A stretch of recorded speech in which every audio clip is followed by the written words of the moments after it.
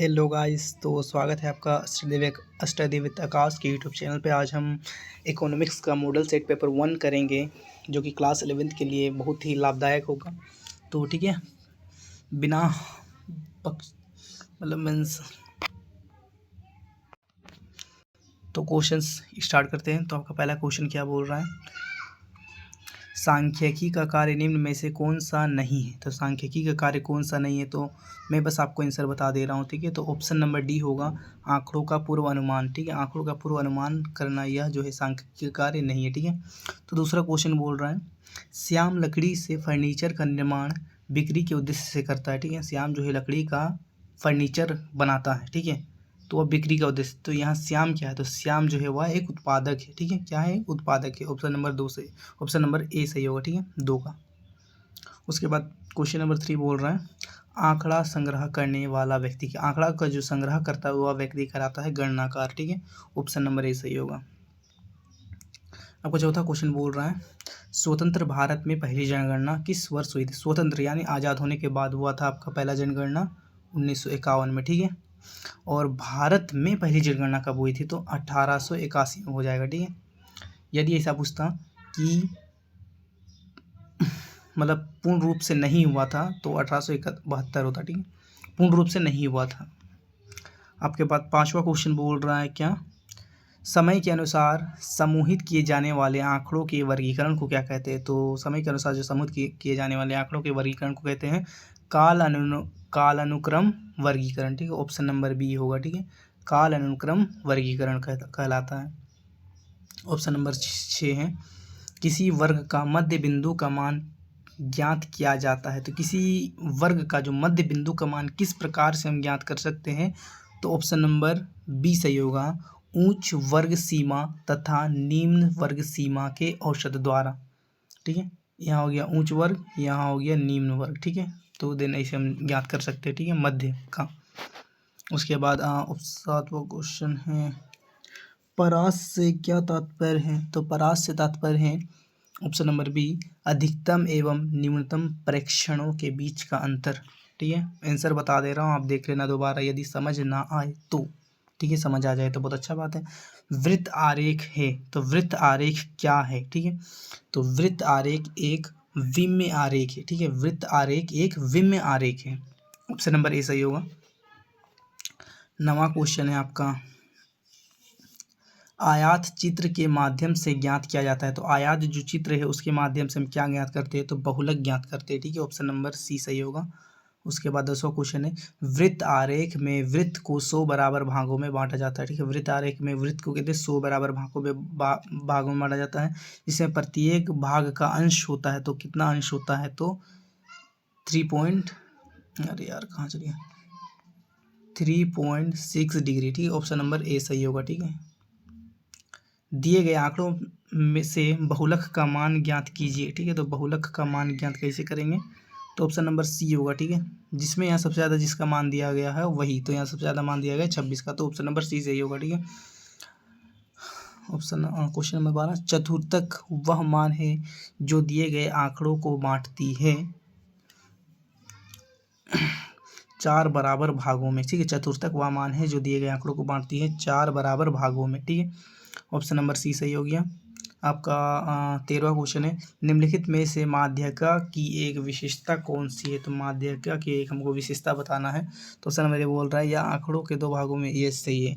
Option number A सही हो जाएगा, यह आंकड़ों को 2 भागों में विभाजित करती है। ठीक है, 14वां क्वेश्चन, निम्न दिए गए आंकड़ा में से परास की गणना कीजिए। क्वेश्चन नंबर क्या है, 14 है। ठीक है, तो 130 होगा। ठीक है, इसका आंसर क्या होगा, 130। ऑप्शन नंबर सी सही होगा। ठीक है, 130 होगा।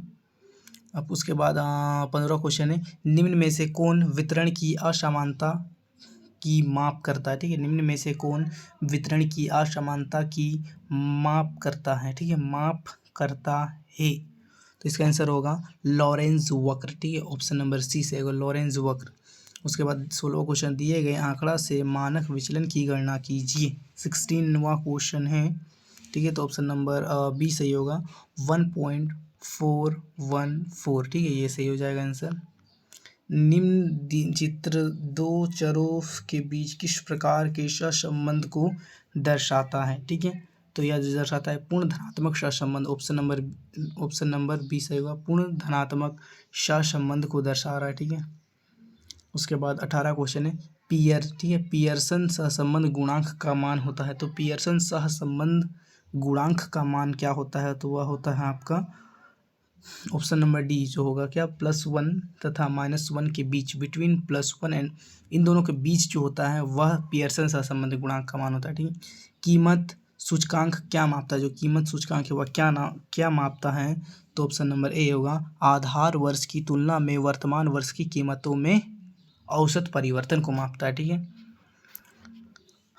20वां क्वेश्चन है पासे का मूल्य सूचकांक में भार के रूप में किस मान को लिया जाता है। 20वां क्वेश्चन है, 20वां क्वेश्चन का आंसर होगा ऑप्शन नंबर सी, Q1। ठीक है, भारत में लौह एवं इस्पात उद्योग का विकास प्रारंभ हुआ था। तो कब से प्रारंभ हुआ था, तो हुआ था आपका 20वीं शताब्दी के प्रारंभ में ही स्टार्ट हो गया था। ठीक है, भारत में जननांकीय संक्रमण का प्रथम सोपान किस अवधि को माना जाता है।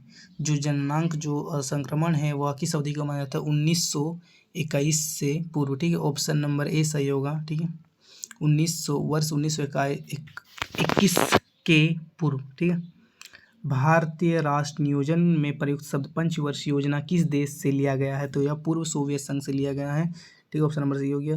उसके बाद 24वां क्वेश्चन है प्रशुल्क लगाया जाता है। प्रशुल्क लगाया जाता है तो किस में लगाया जाता है, आयातित वस्तुओं पर प्रशुल्क लगाया जाता है। Tariff is imposed to on imported goods. ठीक है, आयातित वस्तुओं पर ही प्रशुल्क लगाया जाता है। ठीक है, भारत जैसे देशों में लघु उद्योगों को प्रोत्साहित करने के कारण क्या कारण हो सकते हैं, कूटों का प्रयोग करते हुए सही विकल्प का चयन कीजिए। ठीक है, तो कितना 25वां क्वेश्चन है। ठीक है, निम्न पूंजी की आवश्यकता अधिक रोजगार का सृजन करने में सक्षम बड़े उद्योगों के प्रयोग, तो 1 और 2 सही होगा। ठीक है, ऑप्शन नंबर सी 1 और 2 सही होगा।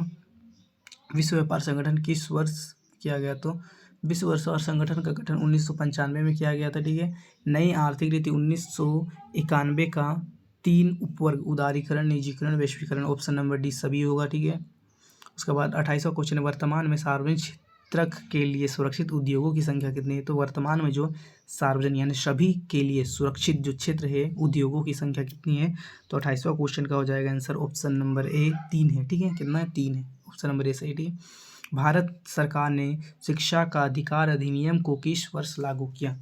ठीक है, तो किस वर्ष लागू किया था, ठीक है, 2009 में। ठीक है, ऑप्शन नंबर बी 2009 में लागू। विश्व ज्ञान 30वां क्वेश्चन बोल रहा है विश्व ज्ञान अर्थव्यवस्था के श्रेष्ठ प्रयोग करने वाला देश प्रथम माना जाता है।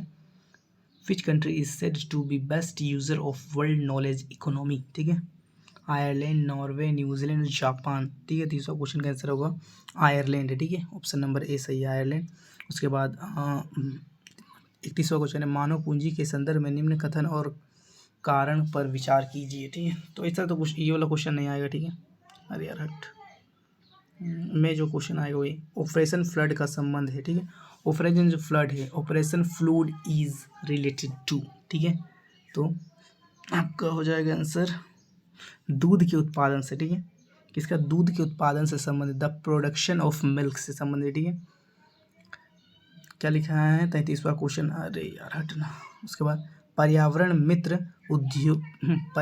मित्र प्रौद्योगिकी का संबंध में से क्या है, eco friendly technology is related to.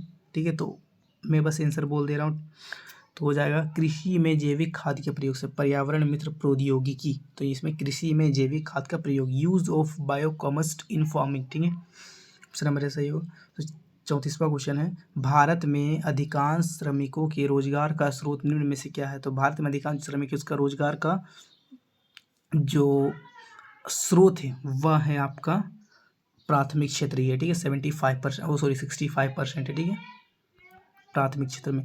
निर्माण मजदूर निम्न में से क्या कहलाते, निर्माण मजदूर कंस्ट्रक्शन वर्कर्स आर कोल्ड। ठीक है, निर्माण मजदूर निम्न में से क्या कहलाते हैं, तो वे कहलाते हैं आपका दिहाड़ी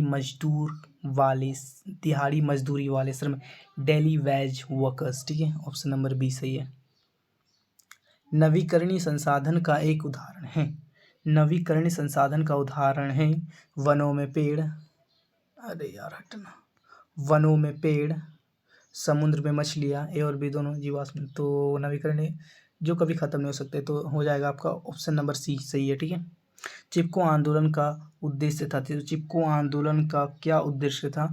हिमालय पर्वत में वनों का संरक्षण, ये यही आंसर हो जाएगा। ठीक है, ऑप्शन नंबर ए। उसके बाद हिमालय क्षेत्रों में वनों का संरक्षण करना वही उद्देश्य था। ठीक है। 38वां क्वेश्चन है, वैश्विक उष्णता का प्रमुख कारण है, तो क्या कारण है? ऑप्शन नंबर ए बोल रहा है पृथ्वी के वातावरण में औसत तापमान में वृद्धि। ऑप्शन नंबर बी समुद्र के वातावरण में औसत तापमान में वृद्धि, हिमालय का पिघलना, ग्रीन हाउस गैसों में वृद्धि। ठीक है, तो ऑप्शन नंबर डी सही है, इसका जो प्रमुख कारण है ग्रीन हाउस गैसों में वृद्धि। ठीक है। आपका 39वां क्वेश्चन है, चीन के ग्रामीण क्षेत्रों में प्रारंभ किए गए कम्यून का संबंध निम्न में से किससे है? तो चीन में जो ग्रामीण क्षेत्रों में प्रारंभ किए गए कम्यून का संबंध है, the commune started in the rural areas of China is related to collective farming, it's called to सामूहिक खेती से संबंधित है। ठीक है। 40वां क्वेश्चन बोल रहा है, मानव विकास संकेतों के आधार पर निम्न में से कौन सा देश प्रथम स्थान पर है? On the basis of HDI human development index. ठीक है।